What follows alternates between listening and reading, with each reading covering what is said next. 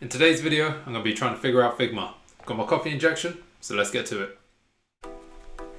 So, one very obvious thing I found, but that I still struggle to stick to sometimes when I'm excited, is that a little planning up front can save a lot of time in the long run.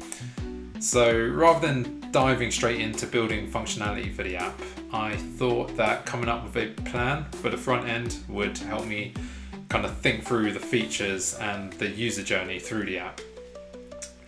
I had a rough idea of what I wanted to do, but even mapping things out on pen and paper will help you think of things that you might not have otherwise. So, to design and plan out the front end of the app, I chose to use a tool called Figma. Figma is a popular web-based tool for UI, UX design and prototyping.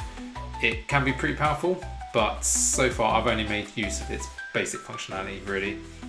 When you open up a new project in Figma, this is what you'll be greeted with. A big blank canvas in the middle, your toolbar down at the bottom here. So you've got your move tools, your frame and section tools, your basic shapes to draw, your pen for more complex shapes, your text tool, your comments, and your general actions.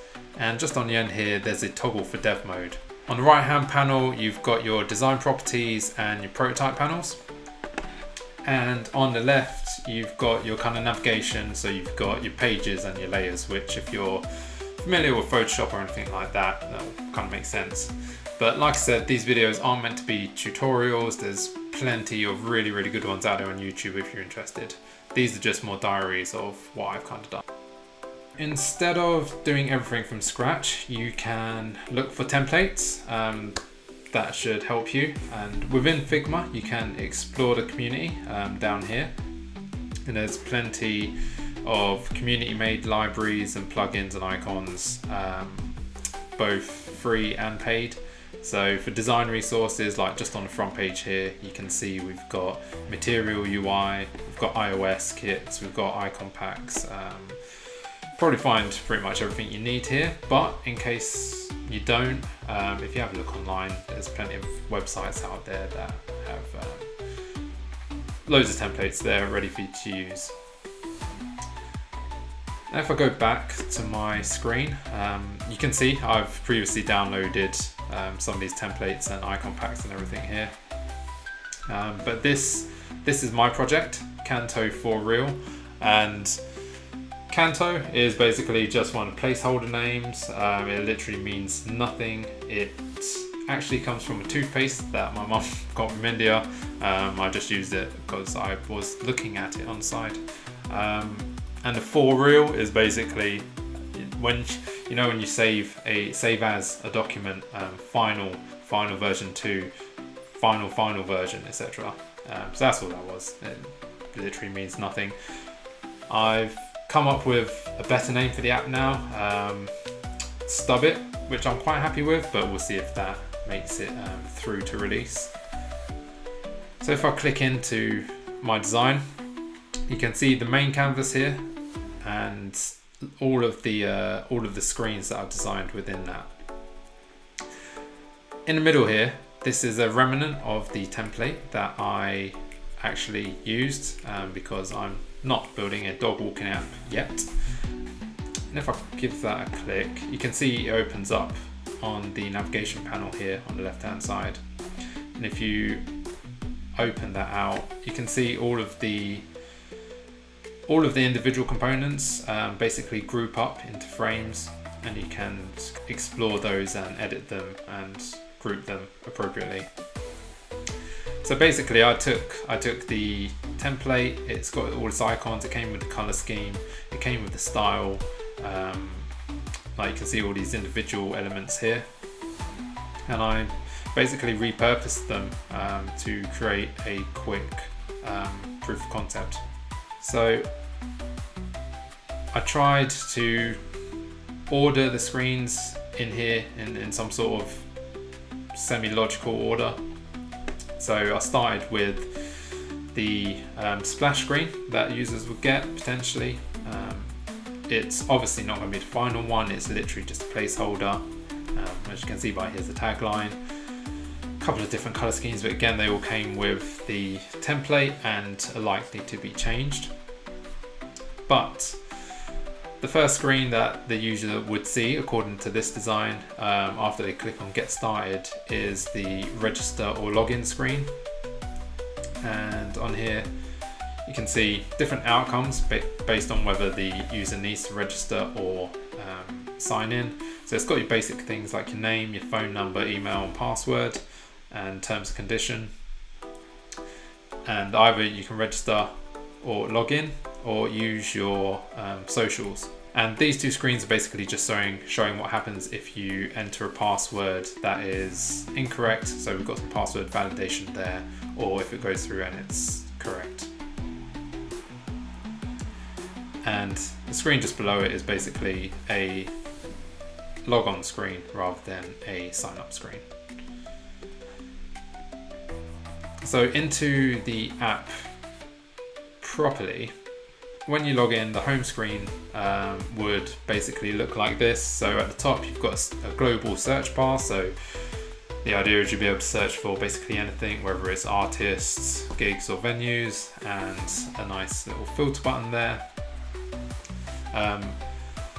The main items here are under a what's happening list. The idea behind that was I thought it would be cool to show gigs that are happening near to you or that are happening soon, and so it'd give you an idea of what's going on. You can see also that I've put in user profile icons. I don't know whether they actually need to be there or not, but definitely user profiles will be something within the app, and also like a comments section as well.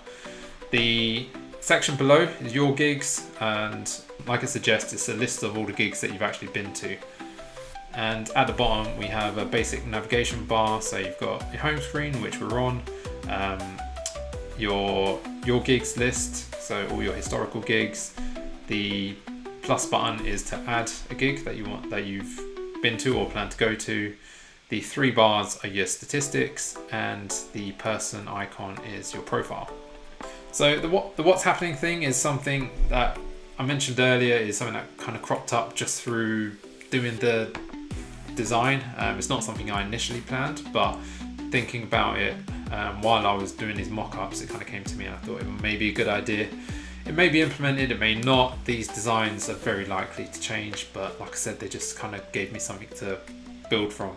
So the next screen is basically what happens in a sequential order once you click on one of these items.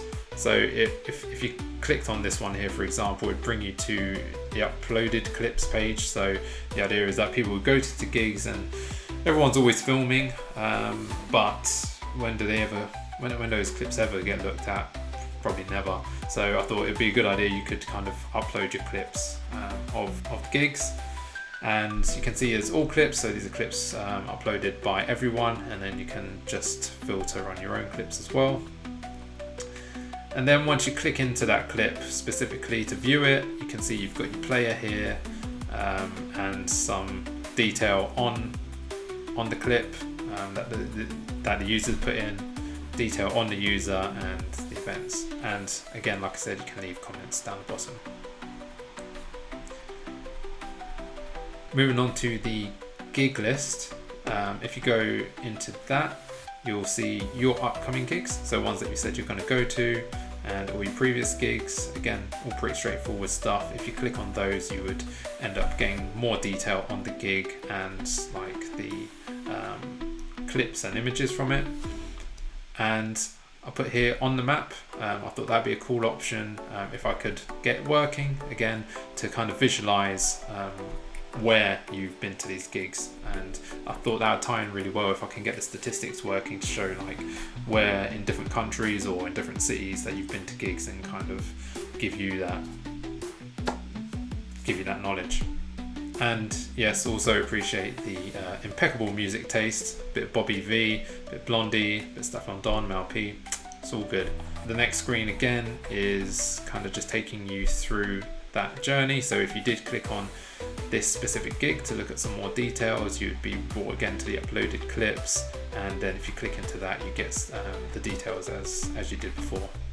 Working our way along the navigation bar, the add gig page was going to look something like this. So you've got your add custom event, so anything that's not listed already you can add, and this shows all of the listed upcoming gigs, and if you clicked on here it would show all historical previous gigs. So again, if you clicked onto a gig, it would bring up a load of details here. So you've got your image, you've got your title, the date, the venue, an invite friends button, and event details, and then a button basically to say I'm going.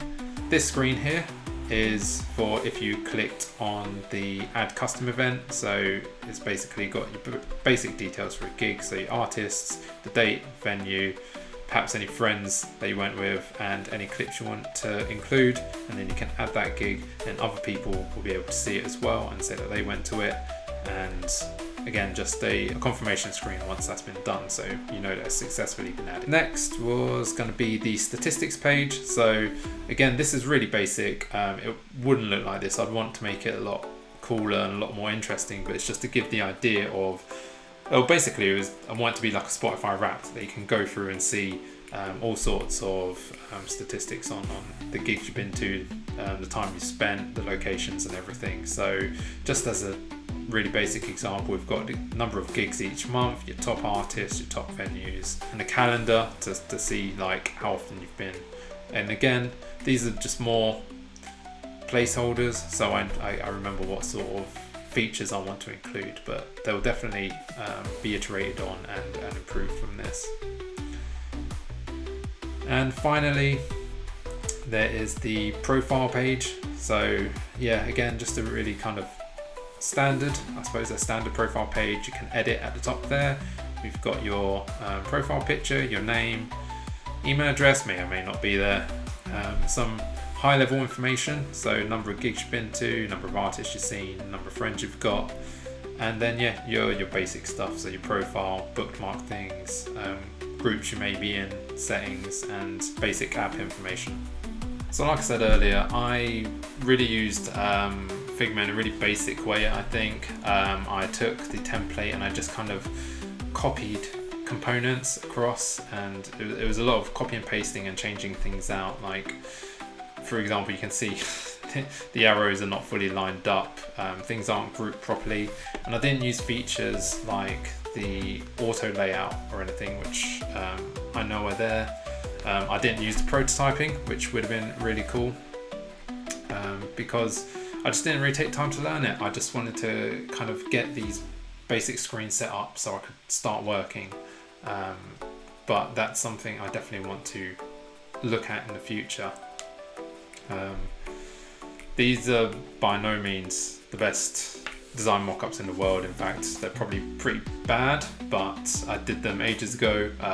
I have no idea what I'm doing, but they give me something to work from. Yeah, and like I said, I haven't looked at these designs since I started developing in earnest, because I hadn't planned out every single detail and I didn't know what I didn't know. So they're meant to just give me the base to build on. My plan is to return to the front end design and do it properly once I have the back end completed and working as I want it to.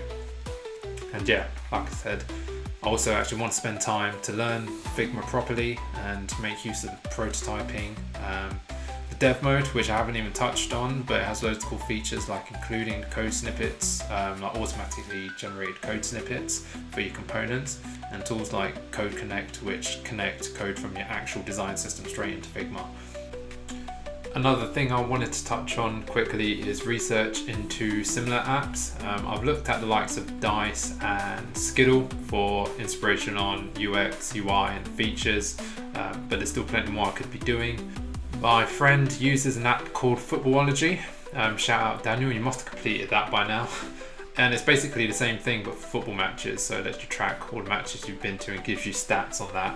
So yeah, maybe something I should have done more up front, but definitely something I'll be doing once I get back to the front end properly. Like I said, I'm not sure if this is the right way to go about things. Should I have been regularly updating these designs as I learned more, or even just decided like upfront on things like the name? At this point, I feel quite comfortable with my approach, as I'll have a lot more knowledge, both technical and of what the app's actually turning into. But maybe this approach will change once I've built 1 or 2 apps and become, far more competent with development. In summary, as someone who's never done this before, I managed to grab some templates, customize them to knock out some screens relatively quickly, which helped me define the app's features and user journey. I didn't put much thought into the design, and I used Figma in quite an amateurish way, but with the intention of coming back and rectifying those things at a later date when I've got the functionality built. So I'm looking forward to that stage, and there'll definitely be a video on it, as I've tried to pick up some basic UX principles as well. And I think once I have all of that down, it will make designing the next app a much smoother process, and I'll be able to get a lot more of it done up front. That is, again, just a quick run through, hopefully, of how I've used Figma. It's not been the best way of doing it, but it allowed me to kind of get working. If you made it this far, thank you for watching, and I'll see you in the next one.